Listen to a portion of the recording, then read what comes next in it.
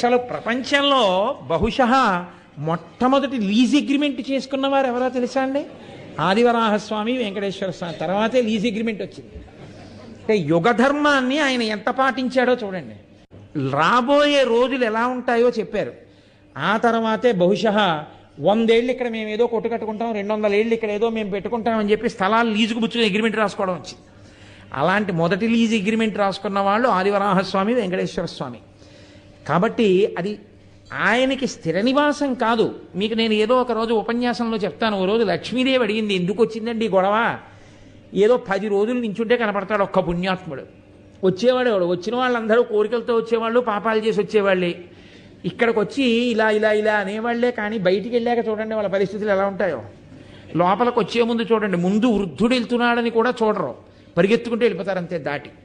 పాపం ఎవరో వికలాంగుడు వెళ్తున్నాడని చూడరు, దాటుకుంటూ వెళ్ళిపోతారు అంతే. సరే, కొంతమందిని ఇట్టించి వెళ్ళిపోతే కొంతమంది ఇలా వెళ్ళిపోతారు. అలా ఎందుకు వెళ్ళిపోతారంటే వాళ్ళ అదృష్టాదృష్టములు అనవలసి ఉంటుంది అంతే. ఇలా వెళ్ళినవాడు ముసిలైన వెళ్తాడు, ఇలా ఉన్నవాడు ఓపికన్న ఆయన వెళ్తాడు. అలా ఎందుకు వెళ్ళిపోతాడు? ఓపిక ఉన్న వాళ్ళు ఇలా వెళ్ళడం ఏమిటి, వృద్ధులు అలా వెళ్ళడం ఏమిటి, రంగనాయకుల మంటపం చుట్టూ తిరగడం అంటే. వెంకటేశ్వర స్వామి వారు ఇంకా కాసేపు ఉండబోయి గుళ్ళో, పెద్దవాడి అయిపోయావు కదా, మళ్ళీ మళ్ళీ రాగలవా ఏమి, వీడైతే మళ్ళీ రాగలలే, ముందు వచ్చి పడిపోతాడు, నువ్వు అలా తిరిగిరా అన్నాడని మీరు తృప్తి పడిపోవాలి. మంచిదే కదా.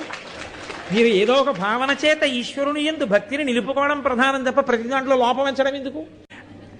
అక్కడ అటువంటి క్షేత్రం కాబట్టి ఆయన ఆదివరాహస్వామి దగ్గర అనుమతి పొంది ఉన్నారు. మీరు ఒక విషయాన్ని గుర్తుపెట్టుకోవాలి, ఆదివరాహస్వామి కూడా ఉన్నారు. మీరు స్కాందపురాణం చదివితే అసలు ఆదివరాహస్వామి వైభవం ఏమిటో, ఆయన ఎలా కూర్చుంటారో, భూదేవి ఎలా వచ్చి పక్కన కూర్చుందో, ఆయన వెంకటాచల క్షేత్రం అంతటి గురించి ఆయనే మాట్లాడతారు. వరాహస్వామి మాట్లాడి చెప్తారు భూదేవితోటి. ఎంత గొప్పగా మాట్లాడతారో మీకు అర్థం అవుతుంది.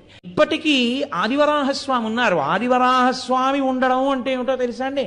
శంకరాచార్యులు వారి సౌందర్యలహరి చేస్తూ ఒక మాట అంటారు, అవిద్యానామంతస్తిమిరమిహిరోద్దీపనగరీ జడానాం చైతన్య స్తబక మకరంద శృతిజరి దరిద్రాణం చింతామణి గుణనికా జన్మ జలధౌ నిమగ్నానాం దంస్ట్రా మురరిపువరాహస్య భవతి అంటారు.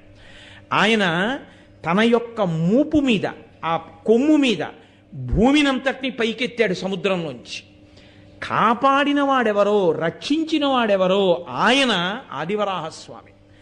అటువంటి వాడు సంసారం అనేటటువంటి సముద్రంలో పడిపోయిన మనని కూడా తన కోరతో పైకెత్తగలడు. అటువంటి మహానుభావుడి దర్శనం చేసుకుని వెంకటేశ్వర స్వామి దర్శనానికి వెడతాం. కానీ ఉత్సవాలన్నీ వెంకటేశ్వర స్వామి వారికే ఉంటాయి. ఎందుకని అంటే ఒక్కటే కారణం, ధ్వజస్తంభం ఎవరికి లేదో వారికి ఉత్సవం చేయరు.